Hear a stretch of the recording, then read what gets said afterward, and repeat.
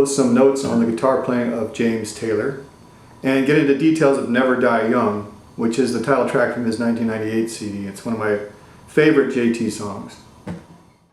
I'm going to first talk about some of his most common chords and picking mechanics, and then I'm going to get into Never Die Young.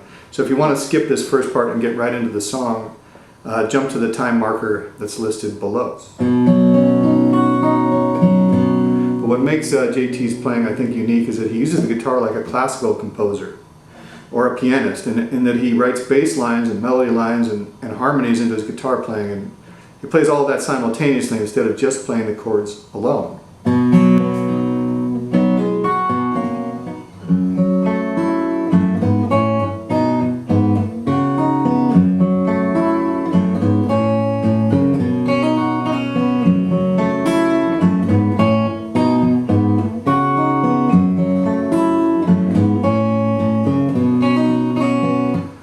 One important aspect is that he plays very specific bass lines.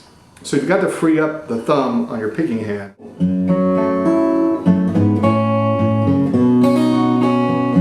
So in something like Close Your Eyes, you've got a bit of that more typical bass, alternating bass chord response going on. But it evolves into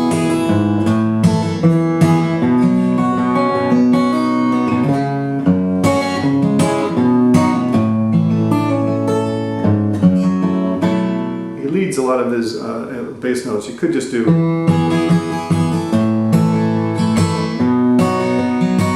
but he does.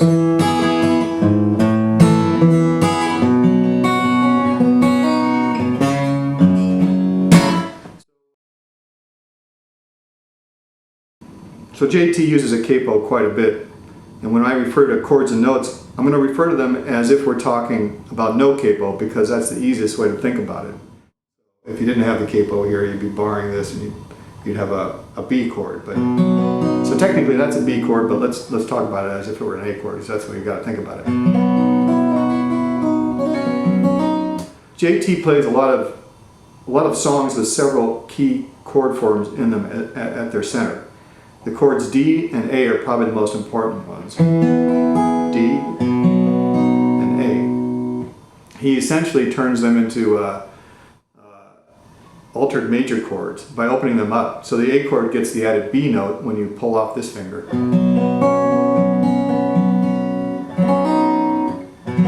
So the B note is the ninth, so it's kind of an A add 9 or an A major 9 if you think about it that way. The D chord gets the added E note when you pull off this finger. Kind of opens it up again. The E note is the ninth of the D major scale. If you're not already playing the D and A chords with these fingerings, D, A, you might want to give it a try, because it helps with the embellishments that JT uses.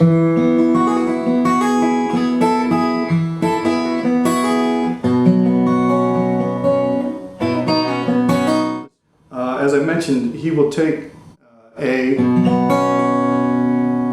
and open it up by adding in that B note, but he can also play it like this, which is also adding the ninth, and you get several of his songs built around this chord as well, like Secret of Life.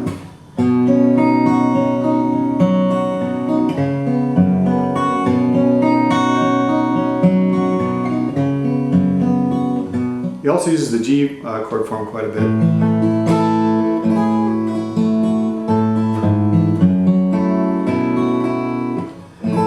He opens it up.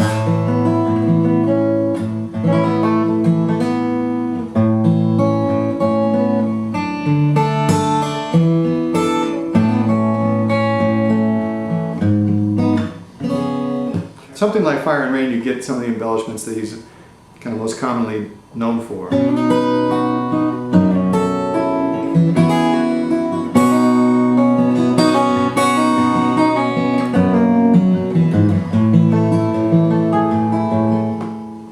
So Never Die Young, I'm playing it on the second, with the capo on the second fret. I've seen where JT plays it on the first fret with the capo on the first fret or the second fret. Do whatever feels right for you. But the intro of the song is kind of the heart of it. So let me go through that a little bit in detail.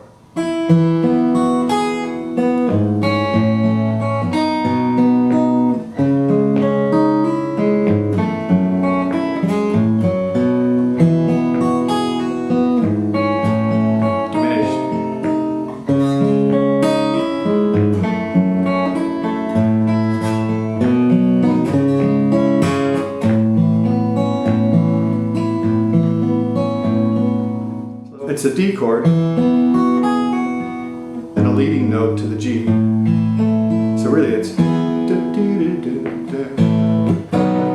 B minor. So those are the basic chord forms.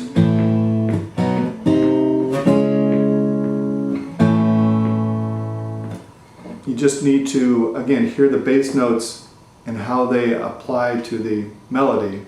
And then just try to put them all together.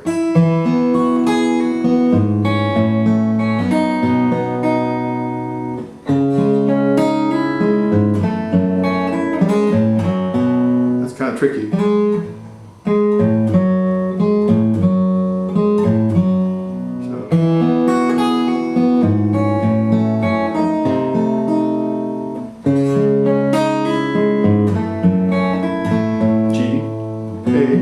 B minor, back to G.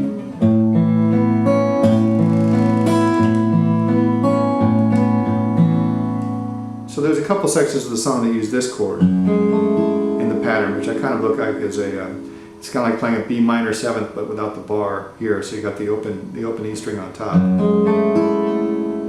and it kind of goes in this pattern.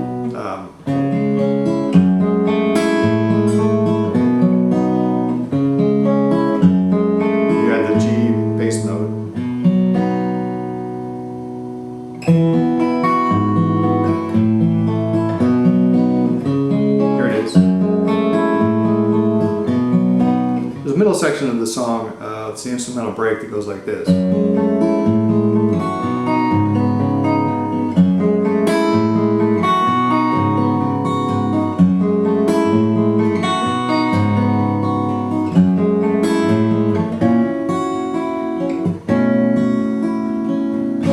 I may not have played that exactly right, but hopefully you get the point. It's this chord again, and then this. Playing the bottom two strings, covering the bottom two strings with this finger. It's a similar chord, and it's these two. And you play around with the alternate fingering, but it's a similar chord on Shower the People,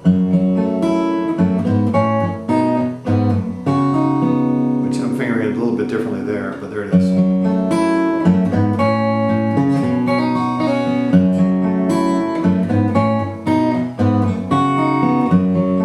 So this is